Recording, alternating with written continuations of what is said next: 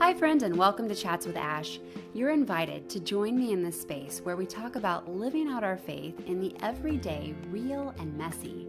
Together, we can learn to have hope and confidence that God is doing a great work in and around us as He creates beauty from ashes every day. Hi, welcome to this episode of Chats with Ash. This is one of my favorite episodes when I get to have a guest. And this is my friend, Eric's friend, Brian, and your wife, Gail, is not here with us, but we're going to hear a little bit about her today. Brian, we met probably 5 or 6 years ago. We had just moved here. The years have flown. Yes, they have. Seems like yesterday. Yes, it does. And shortly after we moved here, when we still didn't know anyone, we weren't very well established, our oldest became mysteriously ill. And I took him to the ER one night. Eric was home with our youngest two since I had been the one conversing with the doctors. And I sent Gail a message saying, please pray for us. I'm at the ER with our son. And you two showed up. You were on a date, coincidentally. We were very close there. Yes, I love how God orchestrates those little details. And you came armed with a blue slushie for our son. I remember this vividly. And that was the beginning of a good friendship. Yes, ma'am. But also, one thing that has really drawn me to your family has been your empathy and your understanding as we've walked through the discovery of learning differences with our oldest. And you relate in a very special way, which we'll go into a little bit further. But first, why don't you give our friends just a brief history of where you grew up and some of your past? Ooh, okay. I was born in Boston. I don't remember any of that because I was in one of those families that moved every 6 months or so. So we went from Boston to West Virginia to Dallas, where my sister was born, to Fort Wayne, Indiana, and a couple other states in between there. But my memory starts coming back when I was probably about 2. We moved to New York, and I remember moving into New York. Really? I do. In fact, my first memory, you'll laugh at this, is we moved into a townhome, and they had a push-button phone, and I had never seen a push-button phone, and they were brand new. So I'm aging myself a little bit here, and it was so cool to get to push the buttons, but we couldn't keep it because we were renting it, and we had to get the twirl one back again. Wow. Yes, because you rented phones. You didn't own your own phone at those days. I didn't know that. You didn't know that? No, I didn't. Yeah. So anyway, we lived in New York for a number of years, and that's where I started schooling. And school was interesting because when you move a lot, you don't have a lot of friends. So school was just challenging enough because we'd moved so much. We didn't start to realize, but when I was in school then, I started getting testing because I was doing my 3s and my 5s backwards, which incidentally my youngest is doing now. It's kind of interesting. But so I went through all these testings, and the test at the time considered, the lady talked to me, we read some, and then she had me put together a model, which was no problem. I zipped that thing together like that. And they came back to the teachers and said, we don't think there's any problem. He'll probably just work through it. He'll get out of it. Then we went from there. We moved to Chicago in 3rd grade. In 3rd grade, or between 3rd and 4th, so I started 4th grade in Chicago. My parents decided to get a divorce. And so school was a mess for 5th grade, 4th grade, 5th grade, because not only did we move to Chicago, but they hadn't built the elementary school that I was going to go to yet. So I had to start at one elementary school, switch to another elementary school, and then I started at junior high school the year after that. So it was like 1 school, 2 school, 3 schools, and I wound up doing 8th grade through, or 6th grade through 8th grade at another whole school. And then I started high school in one state, and then we moved to Missouri. So lots of different schools, and so some emotional stuff going on with the divorce, and it was not a nice divorce, and so a lot of things going on there too, and school just kind of was never good. So, and high school was interesting too, so.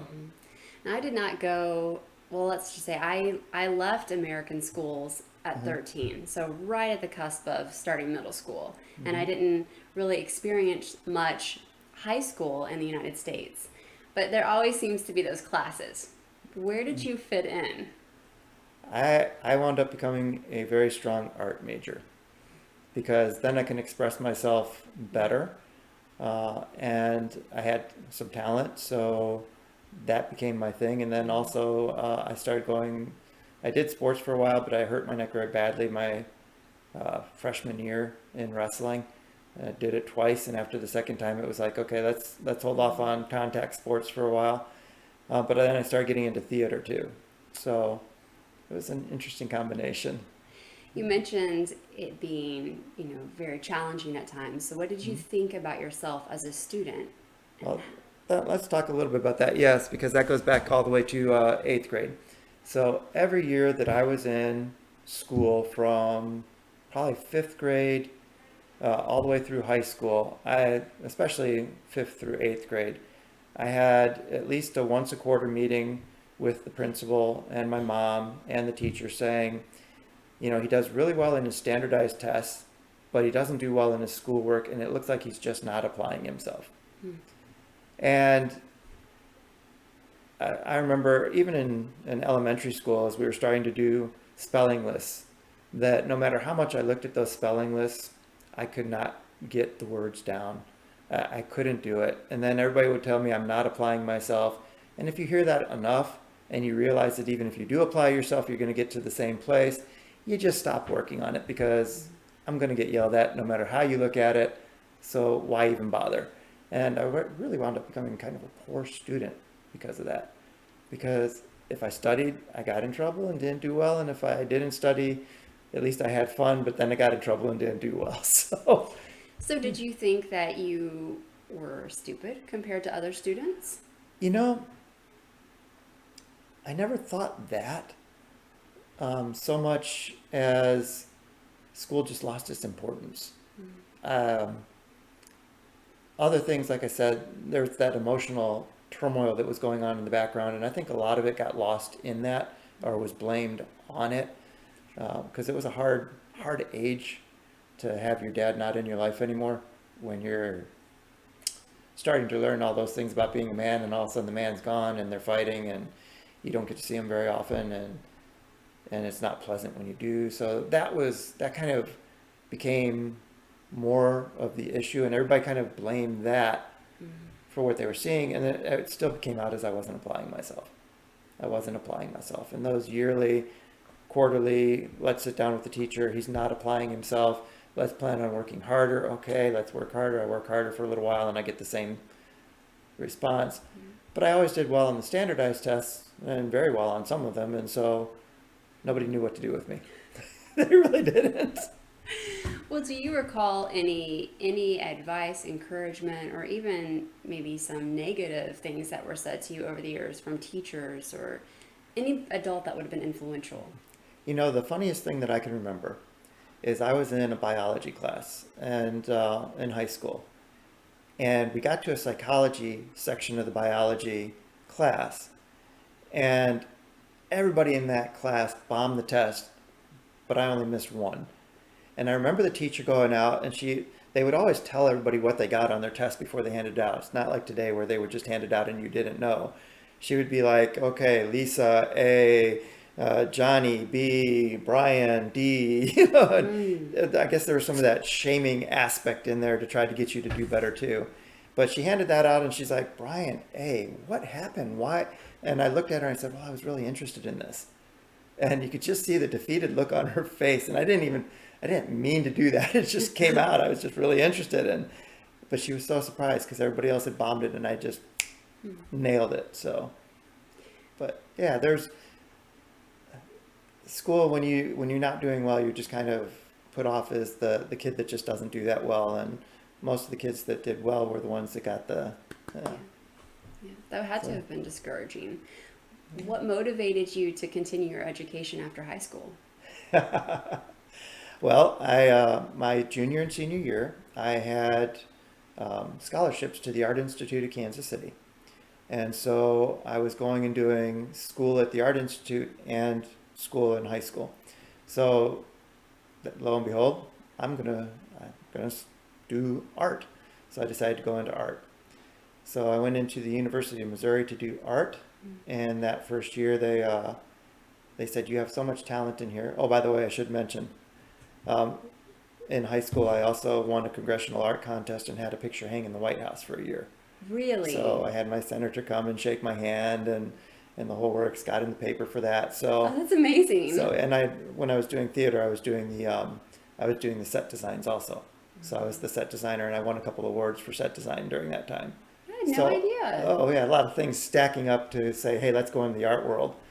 And my teacher for high school had lots of connections in New York, and he wanted to try to get me set up in New York to start doing scene design in New York. And I didn't feel right about that. The theater culture wasn't quite where I wanted to go at that point. It wasn't that I was negative, but I wanted to do a little bit more or something different. So anyway, that's how I got back to art. University of Missouri, too much talent. We're about to merge with the theater department, with the theater department, and we don't like what we're seeing. You should find a school that really concentrates on art. So I had a textbook that I really liked from the University of North Texas. So I looked into the University of North Texas and applied and actually got in there, and then found out that a young lady I'd been dating was going to go there too. So my dad assumed that was the reason I was going. It really was for the art school. Dad, it still really was for the art school. So I went down there and started doing art. But they were into modern art, and I am not a modern artist. Sorry, I don't understand modern art. So a few things happened all at the same time. I have a good friend who says coincidence is the Hebrew word for God. I had one teacher that told me, actually two, but it was the same class, that said they didn't think I had the talent to make it in art. I should consider something else, which was a huge blow when everything in my life had been set to that. At that school, in order to get out of the English class, the sophomore English class, you had to sit down and you had to write a 500-word paper on a topic that they gave you that day. And you could use a dictionary. You can have no more than 2 gross grammatical errors and no more than 3 commonly used misspelled words in the 500-word paper. And you had to do, it was 6 or 7 of those in order to pass that class. And I remember consistently getting the papers back saying, great content, your ideas flowed very well, your grammar was great, but I had to flunk you for spelling. And I have that written a number of times, and there was no spell check in those days. And as I found out later, even if I had been looking for the words that I was spelling wrong, I wouldn't have recognized them. We could talk about that in a minute. But I wound up flunking that class 3 semesters in a row. And there was nothing I can do to make that class work. And at that time, we had no idea why I was having so much trouble. And my teachers were very sympathetic. They loved my content. They loved what I was writing, but it was the spelling that got me every time. Which was which is, and where and were, and all those were just constantly being missed. And so I had the teachers telling me that I wasn't going to make it. I had just flunked out of 3 semesters of English, sophomore English, and my parents were thinking that I was there to fool around and were not wanting to be supportive. And so there was no reason for me to come home. So I started working at a state school because I could make enough money to live, and I started being a house parent. And as I was doing the house parent work, one of my jobs was to help the clients do their physical therapy. And I just had a blast with that. And my clients had a blast with me with that. And the therapist one day came in and said, "You're really good at this. Have you ever considered doing this as a living?" And I was like, "I don't know what this is. What is it that you want me to do for a living?" And they explained to me what physical therapy school was. And it just so happened that at the time they were still ranking schools, and I was living right across the street from the 3rd best school in the nation. So it was like, wow, this is really fun. I'll try it, not having any clue what I was getting into. In school, I thought about becoming an architect, and I thought, after bombing so many classes that I wouldn't be able to do the math for architecture. And after having I really didn't know what I was getting into.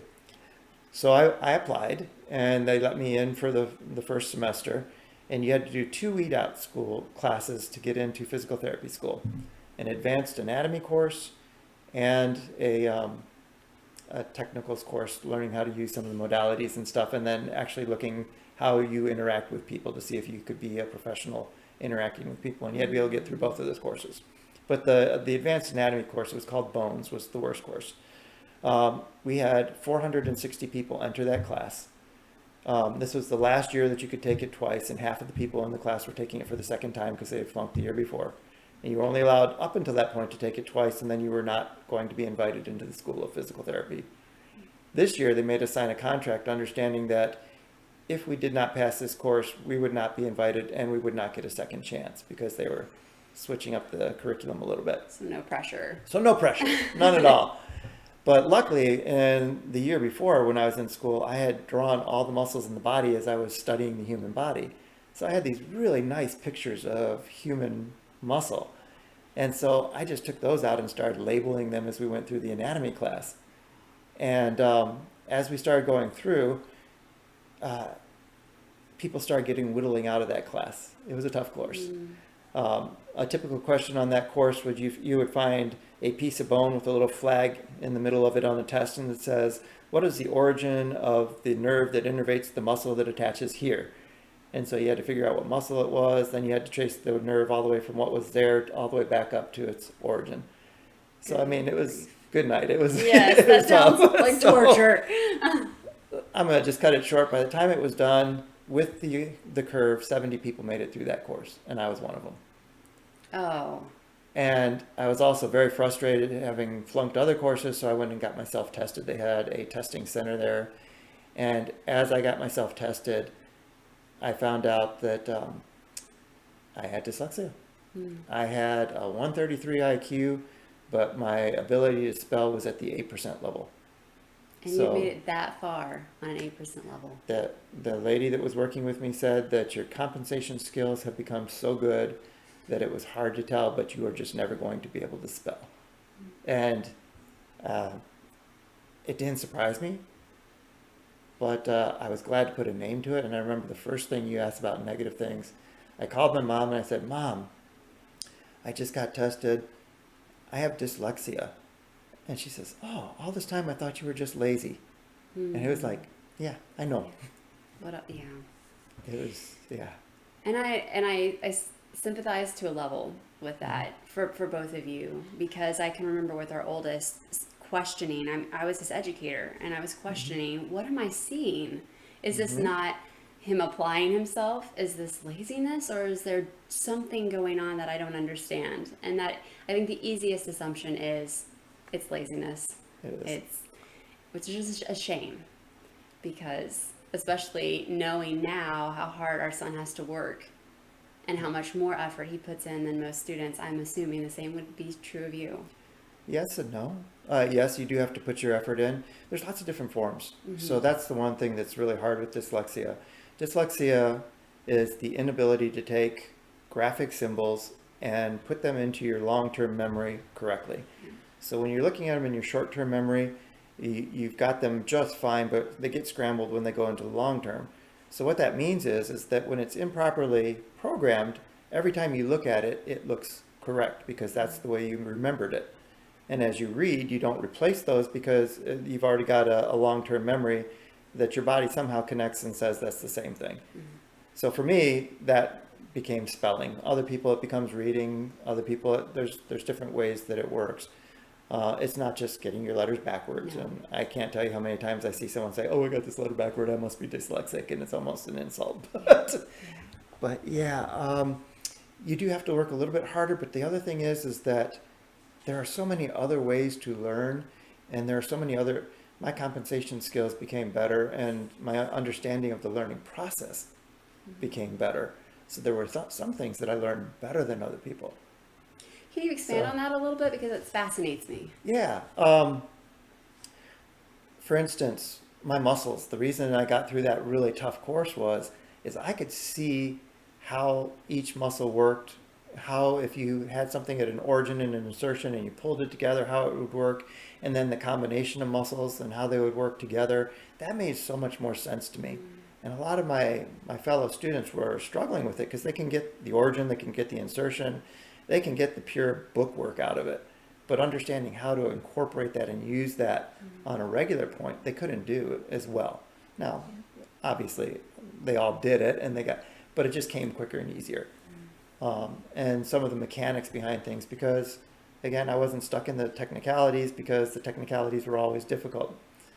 Now, I did have troubles, and some of my teachers kind of realized that if you were to put a muscle, like 4 muscles that all started with a P and sounded very similar in the same question, then I would have troubles. Is this a popliteal? Is it a performance? Is it it would just, those things would start to get hard. Now, if you just asked me, I'd probably be able to tell you. I'd spit it out. And that's when my teachers came to me and said, when we're studying and I knew you weren't doing as well on one of your tests, I would come up to you and I would ask you. And he said, you had every answer when I asked you. But then I would see that you wouldn't get it on the test. He said, I almost wanted to give you the test orally. But that was an understanding teacher. He was really good. So. Well, our son is young enough that he has an IEP now, and we're talking about accommodations being made for him. Did you have any access to that? No. When I got tested, they said I was beyond the age of state remedial care or help. And actually, when I brought the information to my teachers, they didn't know what to do with it. So even in the School of Physical Therapy, they didn't know what to do with that information or how to accommodate me. And you have to remember, I'm showing my age again, computers were still relatively new. There was no such thing as doing stuff on a computer with spell check. So spell check was still kind of a very new thing. In fact, I got one of the very first little spelling computers so that you can try putting words in and getting them. But again, knowing which is which is really difficult, even when you're putting it into a little spell computer, because at the time they weren't sophisticated to put it in a sentence and correct based on the sentence either. So this just gives me a whole new level of respect for you, Brian, Oh. to see how you persevered. Because my personality, I think I would have given up. Just, this isn't for me. Yeah, but giving up to what? Yeah, exactly.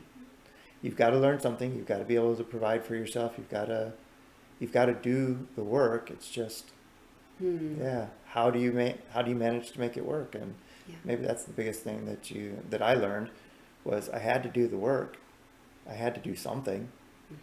So how do I make it work? How do I get past this class? How do I finish this work and get it done reasonably? Never said anything about sloppy, but but how do you get through it reasonably? Yeah. When our son was diagnosed, one of the things that bothered me was they would say, well, he has a learning disability. And I have really come to hate that term. And we always talk to him about, you have a learning difference. And the reason that I love that so much is, to me, it points to the Creator. God did not just create us to all fit in one little box. He created us with great variety and differences. And to me, this is just one of those examples. Absolutely. And what do you think about that? Well, of course, Benjamin Franklin was a dyslexic. Albert Einstein was a dyslexic. Some of the greatest minds in the world had to think differently because they didn't fit in the box. And because of their different thinking, so many things have happened in this world. So yes, it's not a disability. It's just a different ability. It's different. When we were talking to our son about it, he would have been in the 3rd grade. And so we were at the dinner table one night and we were sharing, and I said to him, your brain has a difference, and they call that difference dyslexia. But he can't always hear phonetically every sound that we hear. And so he heard electric. And so we started sharing different people from history that had dyslexia. And I mentioned Einstein, and he loves Einstein.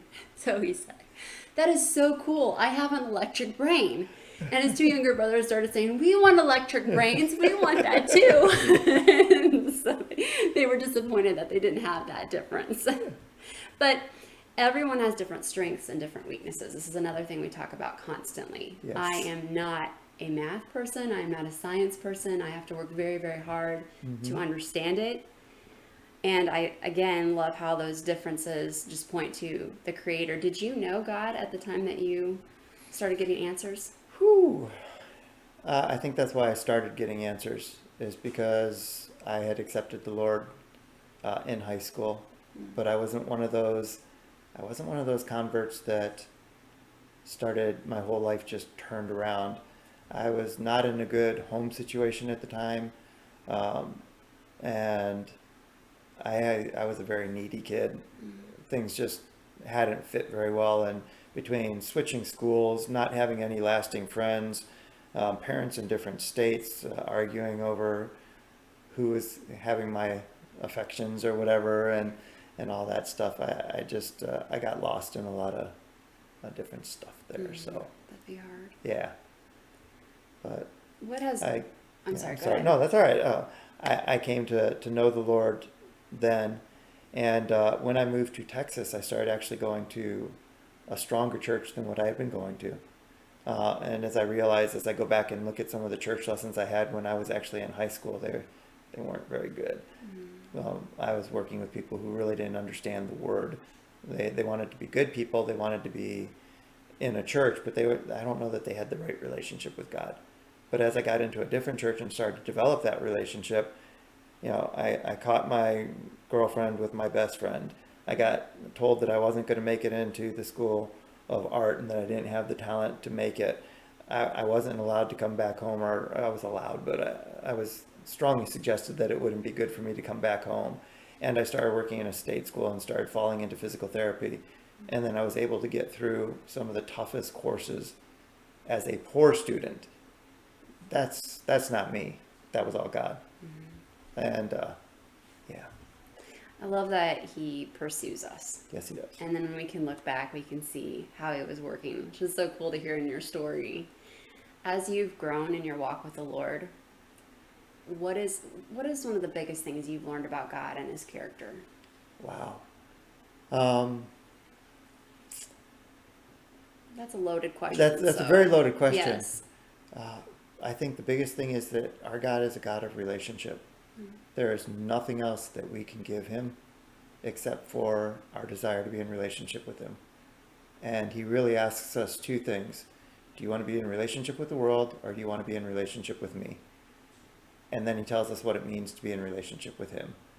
And so many people get caught up in the detail of what it means to be in that relationship and miss the idea that our God wants us to know him, and he knows us so personally. We can't be any closer to God than we are at this very moment, because this is the only moment that we know and counts. Ah, I love that, So, Brian.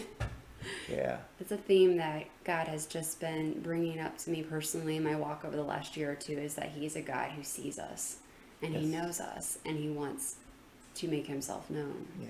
He designed us. He's not surprised by anything that we can or can't do.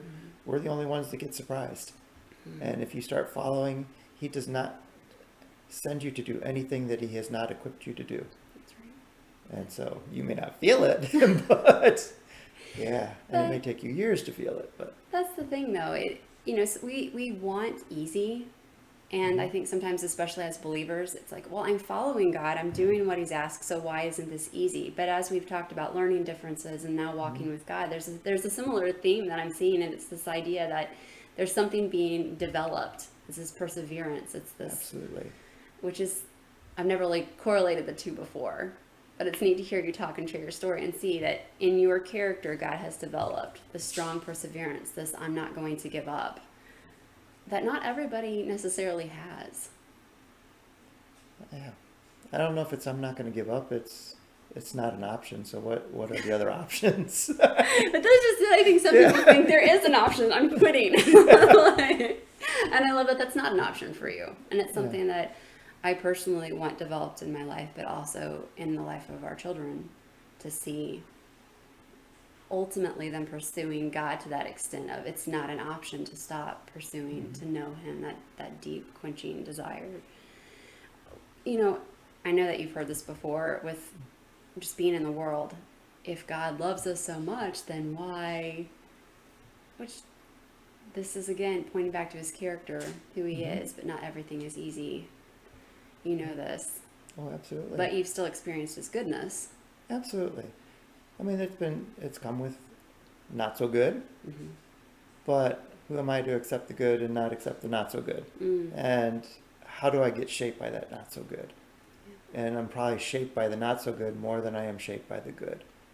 And I think that's true for all of us, right? It is. So when we talk about your oldest or myself, or how do we get shaped by the difference? And how is God using that in ways that you would never even think that he would use it? Yeah. And that's what's really amazing. I never thought I would be a therapist. And if right now I have story after story of people coming in, not being able to walk, being in wheelchairs, and walking out and living a relatively normal life. And praise God, that is one of the most awesome things in the world, to take and give somebody else hope. And I would have never thought I could do that. I never even knew what it was until I started doing it. So, but the Lord did.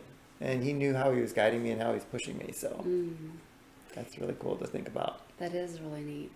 As a mom, one of my biggest prayers for our son is that God would use this to cultivate within him a compassion and an empathy for others who struggle. And that is something about you that I am so thankful for. I will try to share this and not cry, because I can remember so many Sundays going to church and feeling not okay. I was very overwhelmed with everything that was happening. I felt a lot of responsibility for what was happening. Our class at church was so gracious to continually lift us up in prayer. But when you would pray, I lost it every time, because there was a level of empathy. I knew that you understood in a way that other people necessarily couldn't. Not because they didn't want to, but because your experience was different. And there was something that was so, that had this empathy that I can remember saying to Eric so many times, I'm so thankful for Brian and Gail. I'm so thankful I felt safe to share with you, because I knew you understood. And I just want to encourage you with that, and thank you for that. Well, I appreciate it. If that's why all the bad stuff happened, then that's worth it right there. I mean, seriously. Yeah. For anybody that might be watching or listening to this that might need some encouragement, perhaps they have a learning difference, perhaps they're not quite sure where they are with their walk with the Lord. I don't know. Do you feel led to say anything? Ooh. It's hard, because a lot of times when you get those learning differences, you feel like you've been labeled. And I guess if there's anything that I would love to say to anybody that feels like they've been labeled, you've got two labels. You've got the label that those people are giving you, and you've got the label that God's giving you. And that label of God is my son.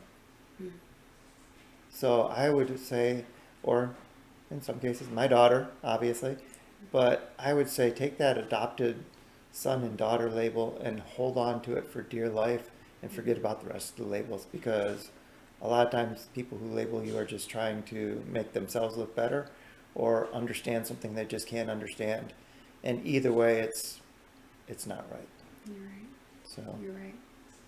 Thank you so much, Brian, for being here, sure. for sharing. I really appreciate you and Gail and your family. Well, we love you guys too. So We're thankful. It's neat to see how God brings different people along during life. And I'm so thankful that as believers, we don't get to just share this time here, but we'll get eternity with him someday. Absolutely. So, and then all the rest of this will just be a drop in the bucket. That's right. Yeah. Thank you so much. I hope you've been encouraged by Brian's story, and I'll see you next time for another Chat with Ash. Thank you so much for joining me today on the podcast. I really hope that you enjoyed our chat, and if you did, I would be honored if you would take just a moment to subscribe and share. You can also catch up with me during the week at ashleyivester.com. I can't wait for our next talk, but until then, go and grow in grace.